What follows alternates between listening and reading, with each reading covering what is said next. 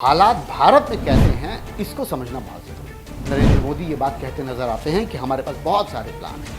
वो प्लान अब तक जमीनी स्तर पर उतरे ही नहीं। केवल कृषि उस देश को बचाए हुए है।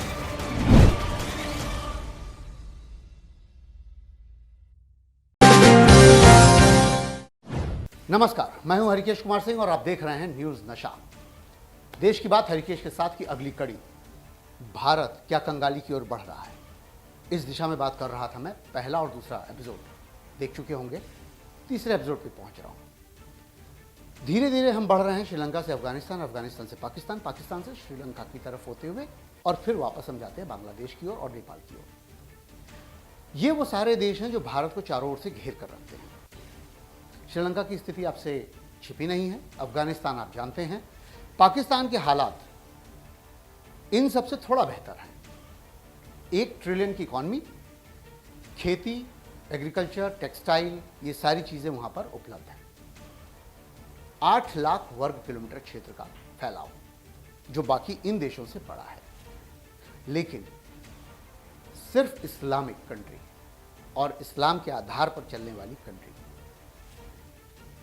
सत्ता पलट, खून खराबा, विद्रोह, आतंक, इन सब से घिरा हुआ वो देश आज अपने लिए भयंकर लड़ाई लड़ रहा है, और ऐसी लड़ाई जिससे वो पार भी नहीं पा रहा है। कारण क्या है कि उसकी एक दिशा ऐसी है जो लगातार भारत की ओर रहती है कि वो भारत को डिस्टर्ब करता रहे। लेकिन होता क्या है कि इस डिस्टर्बेंस को पैदा करने के चक्कर में वो खुद भी डिस्टर्ब होता है।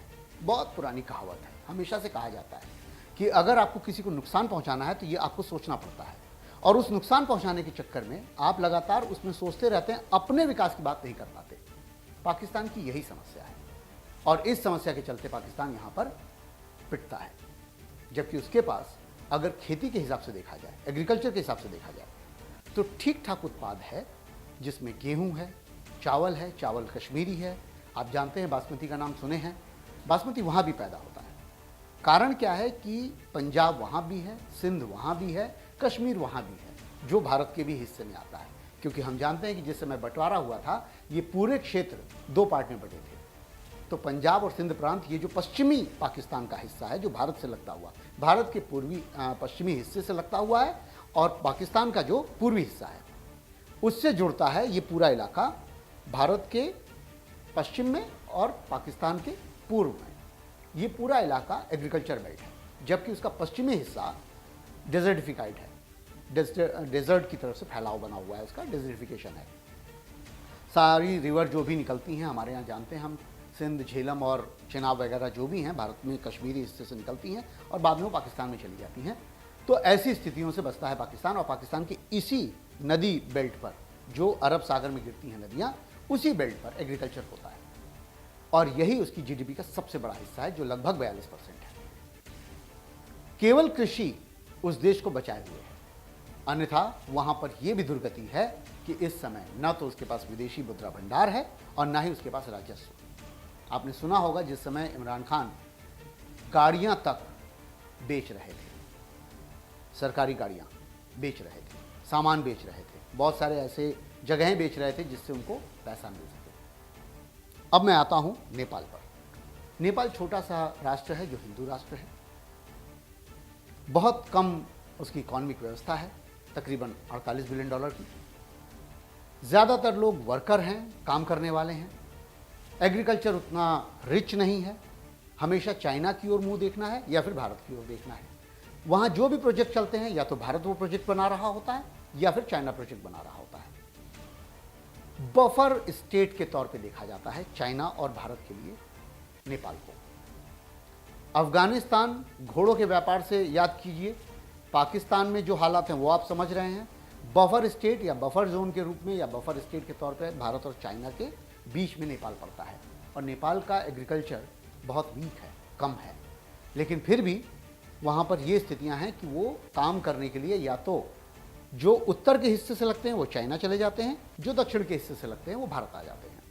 आप बहुत सारे ऐसे नाम जानते होंगे, आप दुकानों पे देखते होंगे कि नेपाल के काम करने वाले लोग यहाँ पर आके काम करके चले जाते हैं। सेना की भी व्यवस्था भारत करता है। भारत से आईएमए में इंडियन मिलिट्री एसोसिएशन जो एकेडमी इंडियन मिलिट्री एकेडमी में बहुत सारे ऐसे जवान वहाँ से शिक्षित होकर के नेपाल की सुरक्षा व्यवस्था में जाकर शामिल होते हैं, जहाँ से सेकंड लेफ्टिनेंट बनकर जाते हैं। ये सभी कहानी आप जानते हैं। लेकिन नेपाल क्या है कि हिंदू राष्ट्र है, शांत है, सब कुछ शांति से हो रहा होता है और भारत से सहयोग भी बड़ा मिलता है, चाइना से भी सहयोग मिलता है। इसीलिए बीच बीच में खबरें भी आती हैं कि क्या नेपाल चाइना की ओर झुक रहा है। जिस समय वहाँ पर अच्छा खासा भूकंप आया था, उस समय भी ये ऐसी स्थिति आई थी कि सहयोग मिल रहा था चाइना की ओर से और ऐसा लग रहा था कि नेपाल हो सकता है चाइना की ओर चला जाए। लेकिन फिर भी कुछ मिलाकर के स्थितियाँ थोड़ी सी बचा ली गई हैं, क्योंकि हमारे यहाँ रोटी बेटी का भी संबंध है। चाइना से तो मैं नहीं जानता कितना है, लेकिन हाँ ये मैं कह सकता हूँ कि भारत से रोटी बेटी का संबंध है। यहाँ से बहुत सारी शादियाँ नेपाल में होती हैं। अब मैं आता हूँ बांग्लादेश की ओर। बांग्लादेश इन सारे उपमहाद्वीपीय कंट्रीज से एकदम अलग है, भिन्न है। क्यों? क्योंकि वहाँ पर भले ही इस्लामिक राष्ट्र है, लेकिन वहाँ का एग्रीकल्चर काफ़ी सशक्त है, वहाँ पे फिशरीज बहुत बढ़िया है, वहाँ चावल का उत्पादन बहुत अच्छा होता है, पोर्ट्स हैं, और फिर घूमने और फिरने के लिए जैसे आप पर्यटन को बढ़ावा देने के लिए कहें तो कॉक्स बाज़ार का नाम सुने होंगे आप सुंदरवन डेल्टा का नाम सुने होंगे।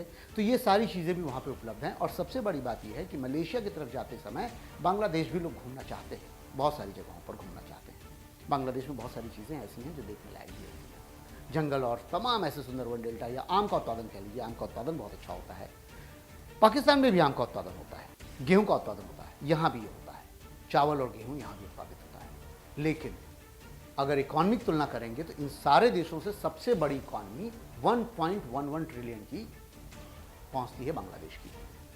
बांग्लादेश एक और चीज़ बहुत बढ़िया करता है, निर्यात मैक्सिमम करता है, आयात मिनिमम करता है। ये सबसे बड़ी तुलना है। जब भी देश से निर्यात ज़्यादा होगा और आयात कम होगा, निश्चित तौर पर उसका मुद्रा भंडार बड़ा होगा, राजस्व की व्यवस्था अच्छी होगी। और ऐसी स्थिति में बांग्लादेश इन सबसे बेहतर स्थिति में है।